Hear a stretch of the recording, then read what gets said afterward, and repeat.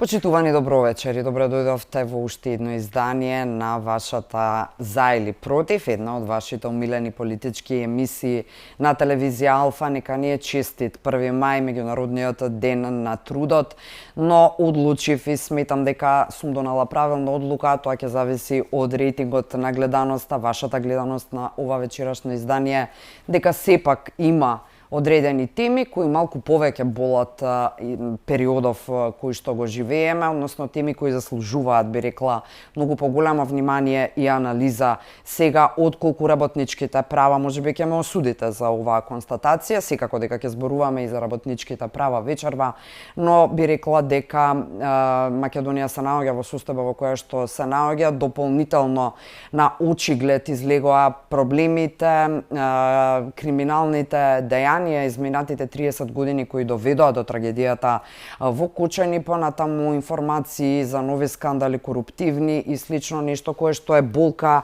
темелна болка, би рекла, во нашето општество, заради која што се друго кое што би го разговарале во иднина мора да значи дека немаме проблем со владењето на правото, односно со корупцијата и криминалот, за да можеме сите други прашања животни да ги решаваме. Насловот на вечерашната емисија е кои се механизмите практично на законодавниот дом, односно на собранието, за разрешување на првата антикорупционерка, но нема да влеземе вечерва во интервјуто со оваа тема. Ја оставив за второ или трето прашање, она кое што прво ви го должам во следниот момент, најавата на гостинот со мене во студиото вечерва е пратеникот од ВМРО ДПМН Бране Петружевски. Добро вечер и добро дојдовте. Добро вечер, благодарам за поканата и нека е честит 1 мај. Така е, ние сме работно, тоа е тоа, таква е нашата функција, вашата функција.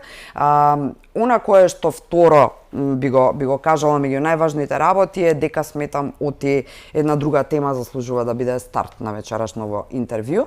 Имено она кое што вчера се вида после протестот на родителите на загинатите, односно роднините практично на загинатите во Кочанската трагедија од 16 март е дека не дека не го знаевме тоа, но факт е дека вчера беше дефинитивно јасно оти оваа тема, болната тема трагедијата во Кочани ќе остане да биде тема уште многу долг период, особено пред изборите. За жал чувствувам како новинар и проценувам дека ќе биде тема и за време на изборите.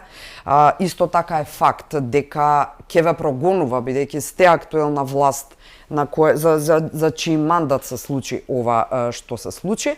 Може ли да предизвика штета на власта оваа трагедија? Не сакам да звучам брутално, сакам пред се тука да нагласам дека родителите, роднините кои вчера се појавија во Скопје имаат апсолутно право да се чувствуваат онака и да се изразат на тој начин. Меѓутоа, ајде сега да фатиме оваа димензија, бидејќи може да биде де факто своевиден удар и ќе биде. Може ли да се носите како власт со овој, да речам, предизвик и како тоа би го правеле за да не се случи, знаете како, злоупотреба на оваа трагедија максимална во политичката кампања. А видовме вчера на протестите појава на одредени за мене политички мртви фигури, значи како поранешниот министер, например, за внатрешни работи Љубомир Фрчковски, понатаму Оливер Андонов, одредени пратеници од опозицијата, чија што цел е дискутабилна за појавувањето таму. Значи тоа го коментира јавноста на социјалните мрежи, не е ова констатација само на Искра Коровешевска. Се враќам на прашањето. Ќе можете ли како мнозинска партија, носител на власта, да се износите и со оваа голема ситуација? Па немаме избор, знаете, се работи за трагедија која што е од сериозни размери, нешто кое што апсолутно никој не може да го посака. И таа е производ на една сериозна системска корупција која што владеела во држава со децени. И тоа мора сите да го знаеме, да го прифатиме и од тој аспект да гледаме како понатаму. Нема зборови со кои што ќе може човек да ги утеши или да ја намали болката на родителите на починатите деца. И тука мислам дека она кое што е добро е што генерално ја имаат поддршката од целата нација и тоа е добро. Имаме една заедничка, да речам, заедничко тагување на целата нација по однос на загубите кои што ги претрпеа тие родители. Меѓутоа има една многу лоша работа која што почнува да се појавува овој период, а тоа е политичката злоупотреба на оваа болка или тргување со оваа болка за некој ситен политички чар. И пред се тука генерално опозицијата, меѓутоа предничи политичката партија Левица, кои што очигледно без скрупули, без емоции, без чувства, гледаат секој еден протест, секој еден револт на народот да го злоупотребат. И сега ќе направам една дигресија. Нормално е, добро е, здраво е во едно општество да има изразување на револт, на незадоволство, критика на политиките на одредена власт, затоа што само така може власта да биде подобра, доколку цело време има некој коректив, а најдобар коректив нормално е народ. И во изминатиот период ни се случија некои реални искажувања на реален револт на граѓаните, не само сега, и претходно со смртта на девојчето што беше убиено во Струвачајка, мислам Фросина, дека се викаше така натаму. И што се случува? Цело време на тој реален, искрен револт на граѓаните, а не политички, туку искрен граѓански револт, се налепуваат ликови, како што и вие некои од нив споменавте на тие протести, се обидуваат одредени политички партии од опозиција да, под наводници, да го искористат тој револт на народот за свој личен политички чар и ќе умртват тој револт. Што е лошо пак за демократијата. Затоа што и јас, без разлика што ја поддржувам владата, сметам дека ни се потребни темелни, коренити промени во многу сегменти, затоа што имаме системска корупција од 30 години, која што била гајана, негувана и која што кога сега се удира, има сериозен отпор од другата страна, затоа што многу луѓе, многу моćници, многу структури им одговара еден таков систем во кој што нема да има одговорност и ќе си ги прават работите кои што ги прават. И за тоа сме свесни. Меѓутоа, она кое што како појава го гледам, а не е добро, е тоа што опозицијата го задушува секој реален искрен револт на граѓаните. Тоа не е добро за демократијата. Тоа не е добро на крајот на краиштата и за владата, затоа што ќе го изгуби компасот и нема да има правилен коректив, затоа што очигледно опозицијата, освен гола, брутално гола, мизерна политика, таа нема некаков друго действување. Така што не е добро и апелирав и на седницата која што имавме завчера за интерпелацијата, да не се злоупотребува, да не се тргува со болката на нацијата, затоа што целата нација не е во болка. Затоа што не постои нормален здраворазумски човек кој што не го погоди ова што ни се случи во Кочани. Да ја насочиме покрај трагедијата, покрај тагувањето заедничко, да ги насочиме заеднички и сите ресурси, знаења, мислења, да ги коренито промениме работите. Може ли со трпеливост и со само држање до законските процедури во однос на истрагата и она што го ветувавте и пред избори, кое што постојано се повторува за дека ништо нема да биде како досега и дека борбата со криминалот и корупцијата е длабоко започната и нема назад, дека тоа може да биде начинот на кој што би можело да се спречи, ајде така да речам, злоупотреба политичка на трагедијата во кампања, пред кампања, период во кој што, знаете како, нашиот народ е емотивен народ и тоа може сериозно да влијае врз... Апсолутно се сложувам и затоа и векам, целата нација ни е во една почувствителна емотивна состојба токму заради оваа трагедија и мора да ги почитуваме законите. Факти се дека не е како до сега. Затоа што факт е дека Министерството за внатрешни работи за прв пат во историјата на Република Македонија, после сериозна трагедија, поднесува кривични пријави, значи 2 кривични пријави поднесе Министерството за внатрешни работи, против над 70 лица со име и презиме. Значи, и таму има и актуелни градоначалници и поранешни градоначалници, и актуелен министер и поранешни министри, и актуелни директори и поранешни директори, и полициски функционери и обични полицаи. Значи, нема селективност. И македонци, албанци, бошњаци, роми. Значи, никаква селективност не може да се препише. Тука малце ќе ве прекинам, бидејќи има реакции во јавноста и одредени би рекла правници, еве ако може така да е заокружам таа група на луѓе кои реагираат по социјалните мрежи, дека има одредена селективност во насока на тоа дека некои од началниците, односно полициските службеници сепак не се подложни на одговорност. Министерот Тошковски објасни дека е тоа заради фактот што последната или така така опишаната од него фалсификувана лиценца која што ја покажа јавно е 2024 кога се уште вие не сте на власт и дека тоа е причината заради која периодот потоа не се ставаат на одговорност оние други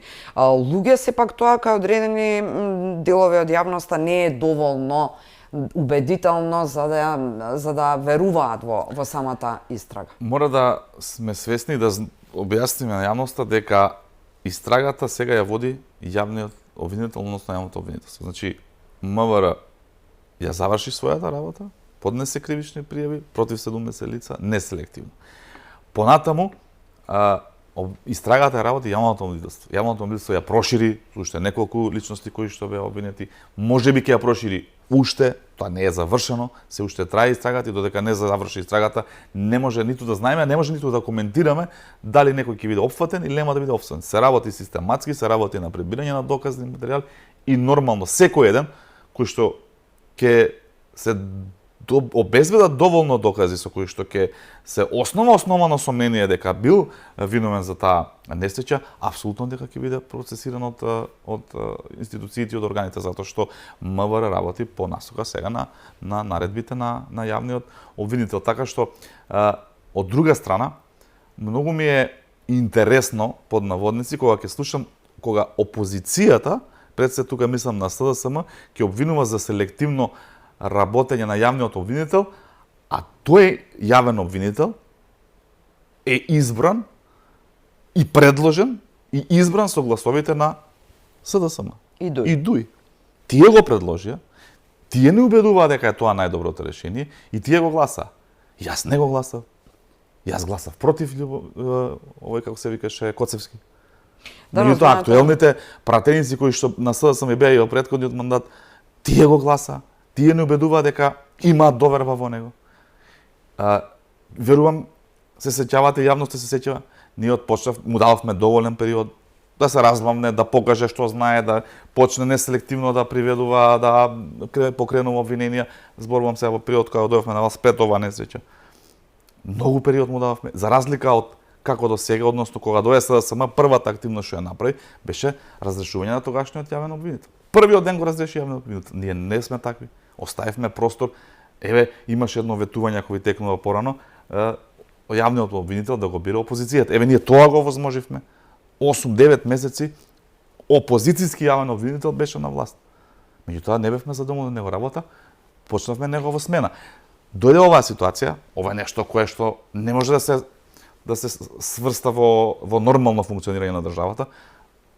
Го тргаме притисокот од власта, се тргаме, оставаме простор да го досработи овој предмет.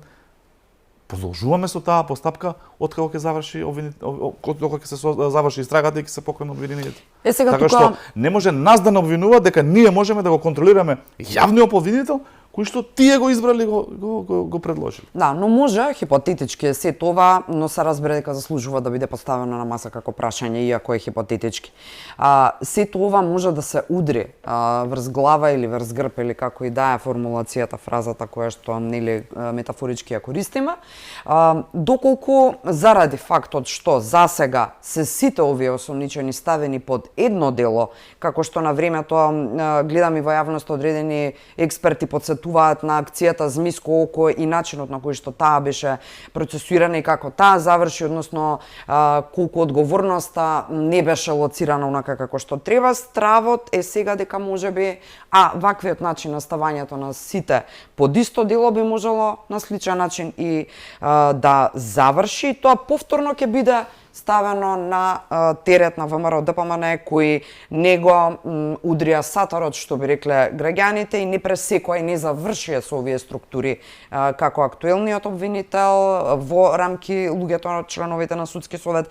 Значи едноставно одбра актуелната власт, начело со премиерот, да се почитуваат одредени европски стандарди или вредности во внимателност при промената на таа власт, за да не биде дека интервенција од извршната власт, дека е притисок, дека се мешате и така натаму. Но тоа не го менува фактот дека ако ова се случи вака, дека пак нема да ви судри од глава. Јас се надевам и апелирам дека до јавното обвинителство да работи професионално и се надевам дека ќе работи професионално, затоа што ги имаме и други механизми понатаму како да реагираме. Мислам дека е добро што премиерот и владата и генерална власта одбра еден таков европски пристап кој што не е својствен за нашите балкански простори. Реков, не е како до сега да се менуваат луѓе од прв ден, туку напротив оставивме простор да видиме што можат.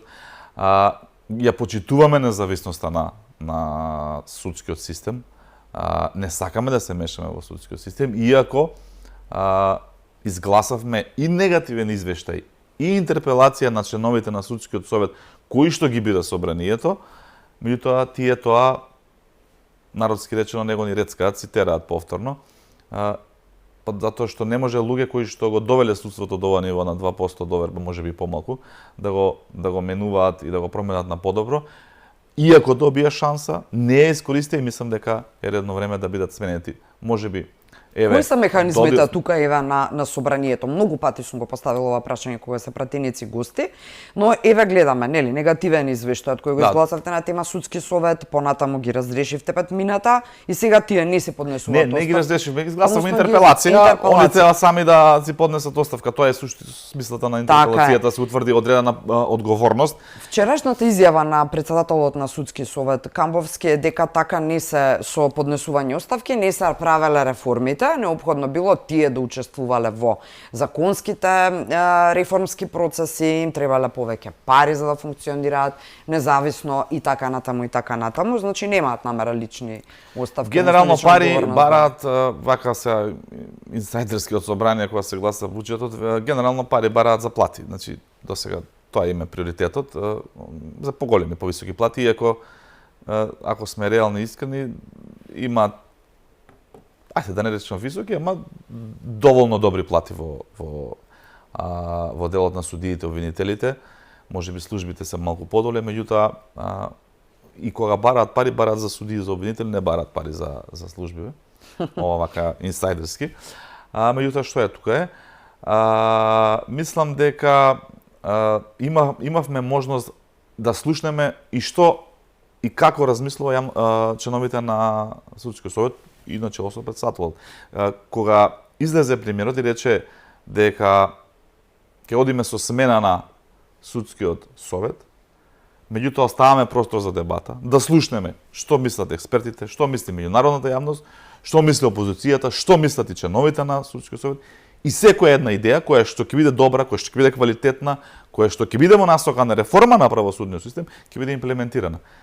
10 месеци поминаа, не слушнавме таква идеја. Што значи останува дека она нашето, дека тие луѓе треба да бидат разрешени првенствено. Тоа не е единствениот услов за да тргне во правосудството, меѓутоа е она што мора да се направи, да се тргнат прво тие луѓе, затоа што веќе се истрошени и вака да речам доволно кредибилитет кој што им бил даден го потрошиле и мислам дека треба да дојдат нови луѓе на тие позиции. Тоа е само еден услов, предуслов за да тргне напред работа. Треба и многу други работи, треба и коренити промени, треба и законски измени, треба да се вклучи експертската јавност, треба да се вклучи меѓународната јавност. Меѓутоа, она кое што го изјави денеска и вчера претседателот на судскиот совет не оди во насока на она кое што го работе они изминативе 10 месеци. Да, тука би морала да забележам дека токму еден самокритичен начин на гледање на работите од страна на претседателот Александар Камбовски имаше изминатите месеци, сега наративот е малку поинаков и кога збориме за кредибилитет и интегритет, тука е тоа нешто кое што би требало овие луѓе да бидат свесни дека го забележува јавноста, еве ние новинарите, медиумите, и тоа секако дека го предочуваме. Ако самокритичноста на Камбовски беше, да речеме, некое освежување изминатите месеци, сега веќе гледаме промена на касетата, што би се рекло народски. Не, се сакам да ве вратам на завчерасната интерпелација, односно на фамата или галамата која се крена во јавноста околу тоа што родителите или роднините кои протестираа пред собранието не добија дозвола од претседателот Афрем Гаши да влезат натре од галерија да ја следат дискусијата. И сега тоа повторно се злоупотребува, ете ги затворени се, ете они се ексклузивни, земаат пари, патни трошоци, седат внатре, дебело се платени, нашата тага и болка не ќе да ја слушнат одблиску и така натаму и така натаму. Објаснете ми зошто не беше дозволено да влезат. Еве, вие сте пратени. Јас не сум сигурен дека не им беше дозволено, туку мислам дека техничките можности таму се лимитирани и не може сите да присуствуваат. Таму Тезата на Гаши беше дека според деловникот немаше и дека има процедури на второто е тој дел. И да мина тој дел. Значи првиот момент е затоа што они вака изјавуваат дека сите сака додат, не ќе со представници и така натаму. Сите се едно што е за респект и за почитување, нема тука ништо проблем. Вториот момент е што има правилници по кои што еден граѓанин треба да ги исполни за да влезе во собрание. Тоа важи за сите и тоа е законска норма и тоа не може да биде на усмено барање, тоа мора да биде на начин кој што е пропишан согласно правилниците, на писмено барање, мора да има претходни проверки. Сепак се работи за институција во која што се носат закони, во институција во која што мора да се почитуваат одредени безбедносни стандарди кои што не ги пропишува ниту Гаши како претседател на собрание, ниту пратениците, туку се ги пропишуваат стручните служби кои што се задолжени за таа работа, во конкретниот случај во делот на безбедноста. Така што мислам дека нема никој против, меѓутоа мора да бидат испочитувани тие формално правни процедури од една страна, меѓутоа и од друга страна нема простор таму затоа што таму имаше и новинари на кои што исто така согласно устав мора да им се обезбеди можност да ја следат седницата и има многу малку места кои што ќе може да се пополнат. Меѓутоа министерот Тошковски, кого што они го побара, ги прими кај него во кабинетот, така што имаше, мислам, конструктивен разговор со нив.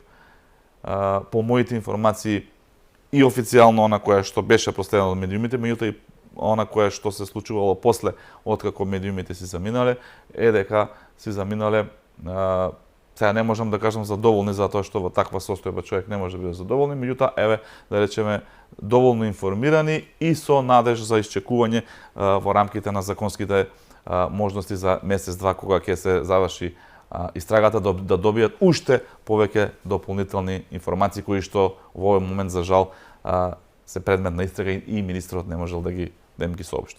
Така што мислам дека е еден добар потек и нешто кое што можеби е исто така освежување во македонската политичка сцена, да министерот веднаш на барање на граѓани кои што протестираат ги прими сите, буквално сите, да поразговара со нив директно очи во очи, да се види и неговата емоција, експресија и чувства кои што ги има и да се утврди дека никој таму нема никаква намера да скрие било што или било каква некоја друга злоупотреба се направи. Затоа што ние имаме разбирање за народот, дека оној дел на народ кој што се сомнева, имаме разбирање за родителите на овие деца, затоа што искуството не учи на тоа. 30 години во државата, искуството вели дека треба нешто да се зацкрие, да се заталашка, што вели. Така се правиш? Затоа што ако се сетиме, да речеме, модуларната болница во Тетово, каде што живи луѓе горе, 0 осомничени, 0 кривични пријави од Министерството за внатрешни работи, кабелот е видно. Да се вратиме Ласкрци, Бесатранс, нема кривични пријави, нема одговорност на функционери, шофер нешто, механичар, такво, меѓутоа збориме, нема одговорност на високи политички функционери. Сега имаме министри, градоначалници, директори, сите кои што се осомничени, да заврши истрагата, можеби тоа ќе се прошири и да видиме дали потоа судството ќе биде на висина на задачата и ќе си ја заврши како што треба. Верувам заради притисокот на јавноста дека тоа ќе биде така и дека овој пат за прв пат ќе имаме ефективна и ефикасна завршница на една ваква несреќа. Нешто кое што не е својствено за Република Македонија овие 30 години и од тука најмногу од тоа искуство потекнува и сомнежот. Не од конкретната истрага, туку од искуството кое што луѓето сме го живееле повеќе од 3 децени. Кажавте еден интересен момент, а тоа е притисокот на јавноста и лично сметам дека кога тоа ќе го надминеме и кога овие суди и обвинители ќе работат без да им треба притисок на јавноста, онака како што учеле целиот живот, практицирале и нели едноставно сметаат дека треба да биде владење на правото, а да не го чекаат притисокот на јавноста, нели, за да гледаат правдата. Моментално се наоѓаме во таква ситуација со правосудниот систем и мислам дека моје лично мислење дека во овој момент е корисен притисокот на јавноста за вакви работи, за да кога се прават реформски работи. Меѓутоа, тоа е оној еден дел од приказната. Имаме уште еден многу подмолен дел од приказната, би рекол јас, затоа што и на еден мој Facebook статус напишав дека интерпелацијата на Тошковски ќе биде борба помеѓу честноста и подмолноста, затоа што имаше политичка партија која што се обиде да тргува со болката на овие луѓе, кои што беа тој ден пред собрание. Има една интересна работа која што заради целата ситуација и многу тие информации кои што ги имаше овие неколку дена, можеби вака не излезе доволно во јавноста, тоа е дека подносителот на интерпелацијата, прво подпишаниот на интерпелацијата, председателот на Левица Димитра Пасиева, а во слободно време пратеник, тој воопшто не беше на работа тој ден. Воопшто не се појави во собранието. По мои некои информации, изгледа дека од толку што е натажен за целава ситуација во државата, заклучил дека многу пубаво се жали по одредени туристички атрактивни места надвор од Република Македонија, така што го немаше тој ден на работа во собранието. И со едно најобично известување до председателот на собранието дека е оправдано отсутен, тој за жал ќе си ја земе целата плата за овој месец, иако не беше завчера на работа, да ја образложи интерпелацијата како прво подпишан, како подносител и како председател на политичката партија Левица која што ја поднесе таа интерпелација. Можеби заклучил дека после шарената револуција ова има уште една грешка како политичка партија, па се повлекол и ги оставил овие негови пулени таму да ги пушти низ вода, затоа што не се прославија многу на интерпелацијата. Не знам, тоа он ќе треба да го одговори, меѓутоа останува фактот дека Димитар Пасиев не беше на седницата, ниту имаше обраќање, ниту имаше присуство на седницата за интерпелација. Да, но не ни достигаше тензија, имено сведочевме и вчера преку снимките од собрание што се случуваше меѓу пратеникот Крмов и ми се чини дека Таристевски, ама лично им се тие некои анимозитети кои што ги имаат Моето генерално. прашање ќе беше, бидејќи тоа ми е аманет од гледачите кои гледаат во тоа никаква воинственост, никаква енергија во Левица која што смета дека така треба да биде за работите да се променат. Моето прашање е дали постои конструктивна пратеничка група меѓу нив зад камерите и зад завесите, или подеднакво вака се воинствени, таму нема драматичноста не ја достига. Во пратениците на Левица никаква капацитетност за да има конструктивност. Единствената работа која што тие таму гледаја да ја направат е да снимат видео за на Facebook. Тоа е нивната задача и тие генерално не се ниту на седниците. Како изгледат координациите со нив, например? Еве еден пример ќе ви кажам, класично манипулација и лажење за да направат приказна. Последен пат што од мене лично ми засмета многу беше тоа после трагедијата во Кочани на координација седнале сите координатори на пратенички групи и се договараат од одредени аргументи кои што ги имале да се одложи седницата за пратенички прашања за да не биде злоупотребена политички.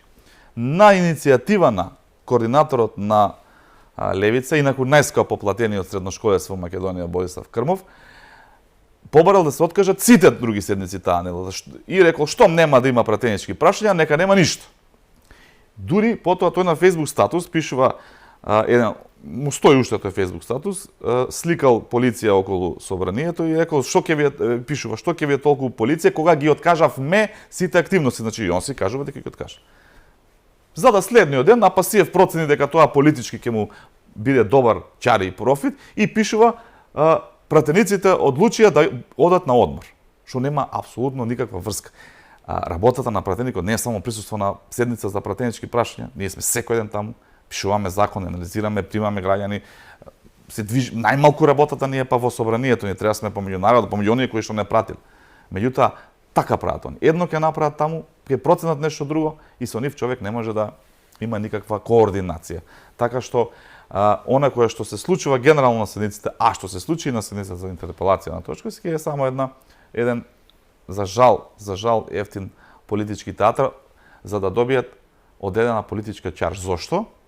За да може Крмов да продолжи да биде најскапо платениот средношколец во Република Македонија, кој што не можел да положи за возачка дозвола, а камоли да седне и да напише закон со кој што ќе подобри некаква сфера во живење во Република Македонија. За да може Апасиев наместо со тротинет или со точок, како што беше допред 4-5 години, сега да доаѓа во собрание со скапи джипови и со неколку лица кои што го обезбедуваат како председател на некаква си политичка партија, за да продолжи Има и обезбедување? Апсолутно, да, се движи со обезбедување, доаѓа во собрание со обезбедување и со службени Добро, и тоа е партиски. легитимно со оглед на... Се е легитимно, меѓутоа кога продаваш приказна дека ти си скромниот професор под наводници на универзитет, кој што со точок се движи, кој што носи црна кошула затоа што не можел и немал пари да си го реновира купатилото дома, кој што живеел скромен живот, немал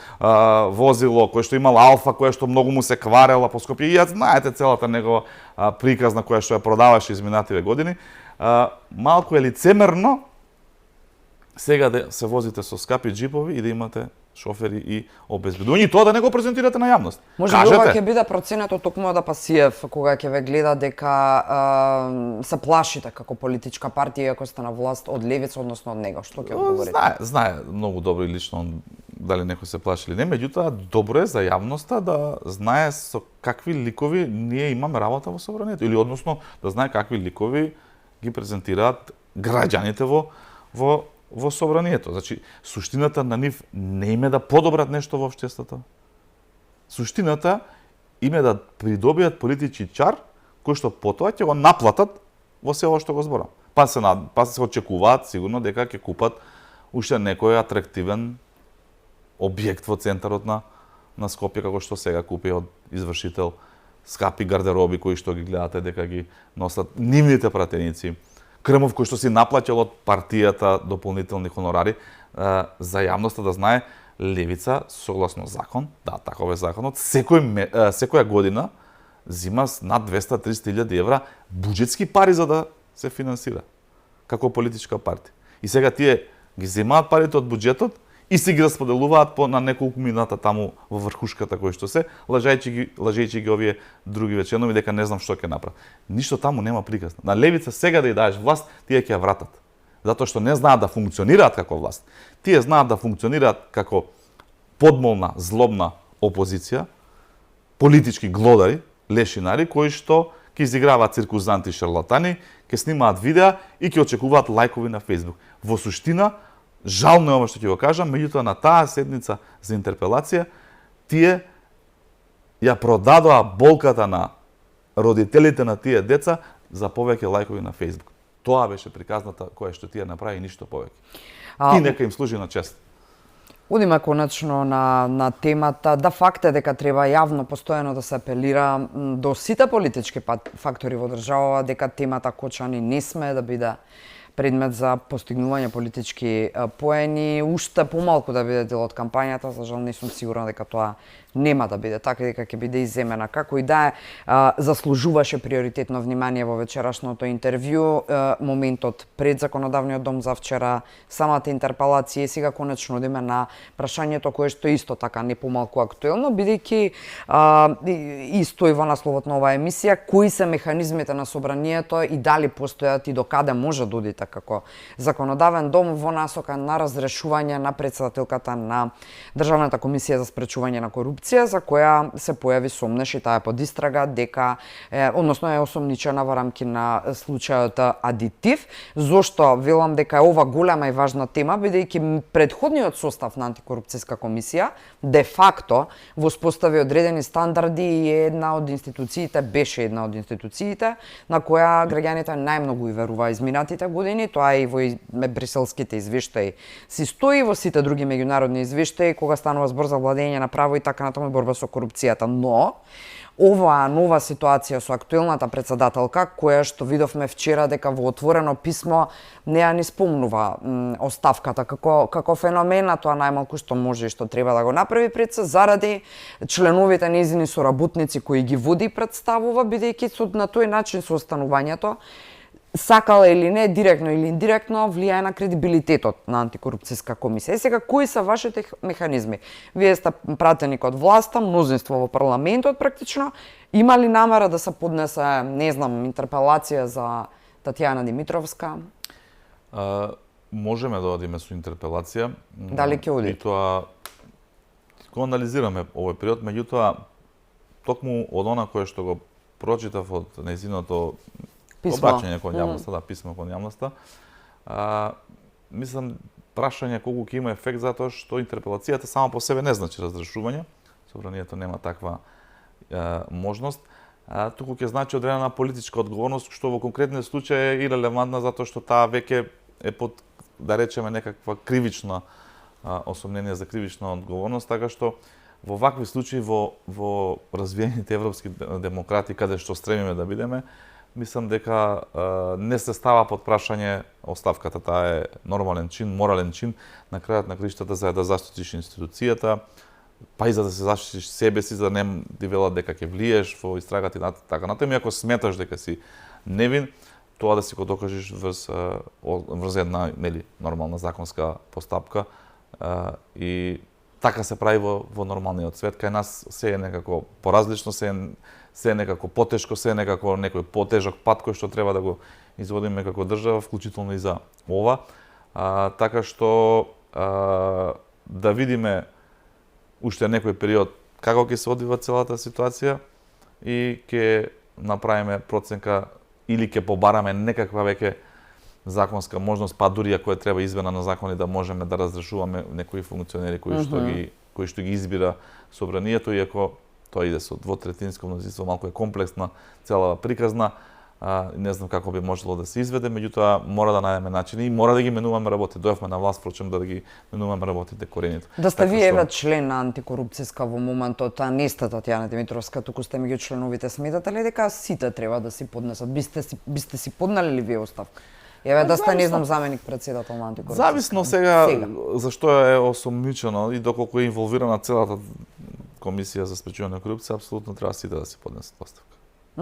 Изјавите на затоа што не знам сега, тоа се дел на истрага за која што јас немам информација. Дали се документи кои што се внатре, како им иде таму движењето на документите, кои што, значи многу работи кои што не ги знам за да можам да дадам реално сега некаква проценка, меѓутоа оставката на претседателката не ја доведоме во прашање, за другите членови треба да видиме дали некако можеле или влијале на тоа действие, за да и тие исто така поднесат оставка. Нивните изјави последни се исто така дека тие никако не се во допир со глаголот или терминот одговорност за да поднесат, да преземат било каков ваков чекор од морални причини, како и да ова ќе биде интересен период кој што ќе се анализира од страна на медиумите, а богами од страна на јавноста на тема антикорупцијска, но де факто ќе се сложите дека кредибилитетот се разниша на овој состав по сите овие случувања. Апсолутно. Веќе потоа И сега останува да ви веруваме само на вас како власт, односно на извршната власт која мора да ги процесуира работите. За жал, се останува на нас.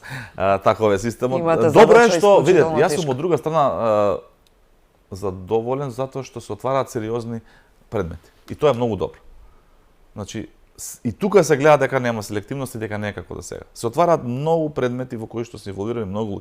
До сега ние имаме врховен судија, член на совет на јавни обвинители, вице-премиер, директори на неколку институции, така сите кои што се фатени во сериозни истраги на МВР и на обвинителството, така и овде се проширува истрагата на адитив, нови лица се осомничени. И тоа е добро да конечно почне во Република Македонија некој да се справува со криминалот и корупцијата, онаа високата. И свесни сме дека ќе има удар врз нас. Имено тоа доказ еден од тие докази е палењето на куќата на директорот на управата за извршување санкции. Да, кој што му беше запалена куќа, ќе има уште многу такви удари. Меѓутоа решени сме да одиме до крај и ова битка ќе ја добиеме. И мора да ја добиеме затоа што ако не ја добиеме ќе немаме веќе држава. Ние додовме до степен да веќе немаме држава ако не се справиме со корупцијата и криминалот кој што не е вгнезден во секоја една пора од општеството. Така што добро е што се отвараат вакви предмети, ќе ги менуваме и навиките, ќе ги менуваме и законите и ќе наоѓаме механизми како поефикасно да се овозможи сите кои што нешто направиле, сгрешиле, да си излезат пред лицето на правдата и да немаат можност, суштината е тука да нема можност да влие врз постапката. Да, факт е дека за жал за директорот Пандов е ова удар и е болка, верувам, за секој еден човек би било, меѓутоа кај пошироката јавност е еден вид доказ дека заради правичноста и решителноста за битката со криминалот и корупцијата ова е практично одговорот на оние на кои не им одговарала битка, што значи дека веројатно сте на прав пат. Исече многу канали таму на дрога, ги среди затворите, ги доведе во ред чуварите затворски, таа полиција, така што многу работи кои што можеби јавноста сега не ги гледа затоа што во секојдневното работење толку многу сфери има да се владее со една држава што не може се да биде на очиглед на јавноста. А кај нас корупцијата во сите овие сфери во сите сфери е корупцијата, така што добра работа сработил. Јас се слушнав лично со него, му искажав поддршка и му реков дека се што е материјално ќе се надополни, продолжуваме да ја тераме оваа работа како што треба. Да има мојата поддршка. Сме имале вакви случаи во минатото во ВМРО-ДПМН, така што не правеле само поцрсти, никако не плашиле. Одиме со уште една тема која што е клучна и која мора да издискутираме вечерва, тоа е пораката на еврокомесарката Марта Кос, еврокомесарката за проширување. Според мене многу песимистичка, до некаде и ајде да не бидам пребрутална, но и безобразен начин на коментирање на позицијата во која се наоѓа Македонија, но затоа по кусата пауза за реклами, почитувани, не го менувајте каналот, имаме уште за дискутирање.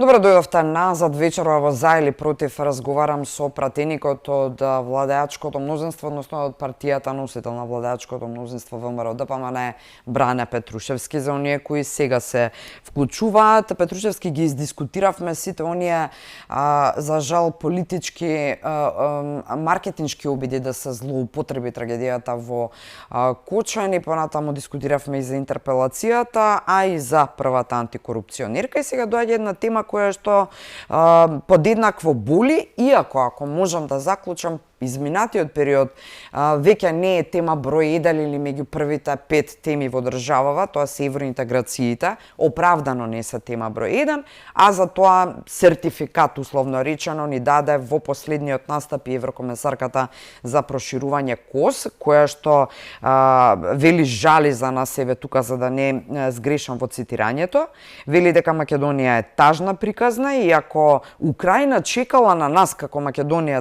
да сме почнале преговори, тогаш таа ќе ги почнала преговорите во 2045-та. Подеднаква е вината на Брисел, како што е и на овој регион околу Балканот. Еве да зборуваме за Македонија, за незапочнувањето на преговорите. Тука можам слободно да констатирам како новинар, бидејќи сакам да ги кажувам и моите ставови, сепак сум уредник на оваа емисија.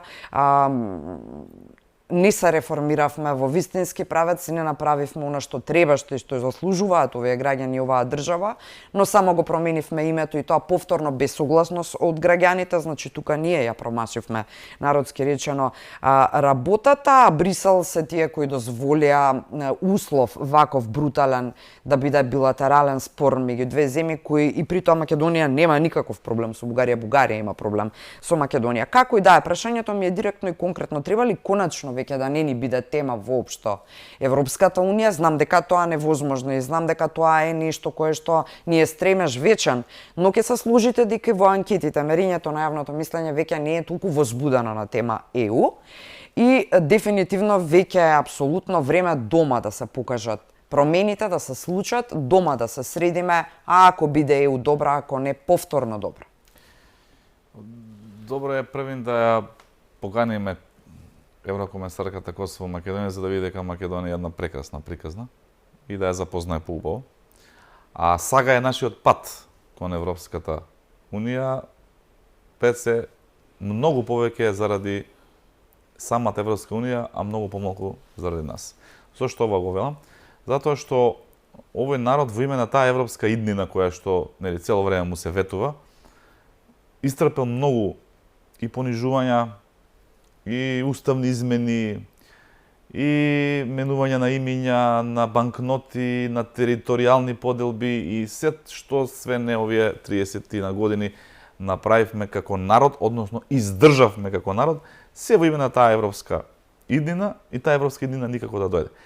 И сега се поставува прашањето искрено, дали всушност таа Европа ја сака Македонија во своите редови? Затоа што ако Европската унија ја сака Македонија таму, многу лесно се надминуваа сите овие проблеми кои што и претходно ги имаме, а и сега овие кои што ги имаме со Бугарија.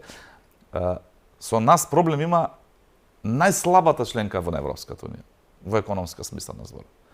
Со еден потек таму може да ја убедат да не кочи кон тој пат. Од друга страна, мислам дека таа реформа треба да се случи низ тој европски пат. Ваков како што е, нема да се случи, затоа што ќе бидеме перманентно блокирани од Бугарија и тоа веќе го изјавуваат нивни функционери, дека ова е само, бугарите го одбиле само почеток, не и крај, тоа кое што ние го говоревме сиото во изминат период и добро е што граѓаните ни веруваа и не подлегнаа под лагите на сегашната опозиција. И нам не останува ништо друго освен да не го губиме фокусот од Европската унија, затоа што ние и географски и природно и на секаков начин припаѓаме во Европа и ние немаме друга алтернатива. Меѓутоа, тој фокус мораме да го поместиме многу повеќе кај дома, да си ги завршиме домашните обврски, да си ја реформираме државата во која што живееме, затоа што Ќе можеме ли сами без брисалски и други странски камшици, ева вака? Јас мислам дека ќе можеме и верувам дека ќе можеме, затоа што помина времето на оние еврофанатици кои што мислеа дека све нешто Европа треба да ни каже. Не мислам дека можеме ние самите тоа да си го направиме дома, затоа што на крајот на краиштата нас нема да ни дое никој од Брисел, колку и да сме ние членки на Европската унија или колку и преговори да сме започнале, нема да дое никој да ни го среди правосудството. Пак ние треба да си го средиме. Нема да дое никој да ни ја исчисти државата. Гледате Скопје во како е овој период. Нема никој да дојде автобуси да ни подари, да ни ги купи, за да немаме проблем со градски превоз во главниот град. Нема никој да ни го исчисти воздух. Ние тоа треба да си го направиме самите. Ние како држава, како народ треба тоа да си го направиме. Брисел може да ни даде некои насоки, да ни даде некаква помош во смисла на некои ресурси и така натаму, меѓутоа пак одговорноста е наша. Што значи дека ние тоа и да сме членки на Европската унија, и да сме почнати со преговори, пак ние тие треба реформи да си ги направиме и тие болни работи ние треба да си ги средиме во државата. И затоа мислам дека фокусот ќе биде во овој период дома, да си ги средиме работиве, да си средиме економија, животниот стандард, да имаме поголеми, попристојни плати, да имаме поубаво место за живење во секој еден град, село во Република Македонија, согласно сегашните политики на владата, која што веќе вториот повик заврши за инфраструктурни проекти од унгарскиот кредит. Ќе имаме една убава градежна експанзија овој нареден период. Ќе има уште многу инвестиции и објави кои што ќе ги најави владата во наредниот период и во патишта, и во инфраструктура, и во енергетика, и во многу други области кои што ќе значат поквалитетен живот тука кај нас во Македонија. Ќе си го средиме правосудниот систем, да имаме правна држава во која што оние кои што грешиле ќе одговарат и тоа нема ни точка ни запирка, туку мора да биде така. Така што мислам дека тоа е правецот во кој што мора да одиме овој период. А доколку се отвори европскиот пат на начин на кој што ќе значи достоинствено продолжување на тој европски пат и достоинствено отварање на преговорите, достоинствено затварање на тие поглавја, да бидеме спремни, подготвени да сме тука. Меѓутоа, доколку тоа значи наше понижување како народ и како нација, барем според мене лично не благодарам. Последно прашање за вечерва, иако слушнавме во врвот на ВМРО-ДПМН, односно директно од вице-премиерот практично Александар Николовски, кој е министер за транспорт, дека нема шанси, односно нема да има предвремени избори, дека остануваат локалните, дека владата актуелна како состав е стабилна. Многу пати во минатото сме слушнале нема да има предвремени, за да потоа се случи пишман на власта која во дадениот момент била актуелна, па се случували предвремени избори. Овој пат ќе има предвремени или останувате на позицијата дека може ли да се случат промени во ставовите? Она која што ние како политичка партија досега го имаме анализирано и го изнесе подпредседателот на партијата е дека предвремени парламентарни избори нема потреба да има. Од неколку причини имаме стабилна влада, имаме скоро па двотретинско мнозинство во собранието, фокусирани сме на реализација на нашата програма, имаме сериозни инвестиции кои што ќе бидат најавени во наредниот период од историска важност за Република Македонија, така што не гледаме никаква потреба да ги малтретираме под наводници граѓаните. Од друга страна, ниту граѓаните пак не сакаат да има избори. Нема некакво такви ветришта од кај граѓаните не дуваат дека се потребни избори.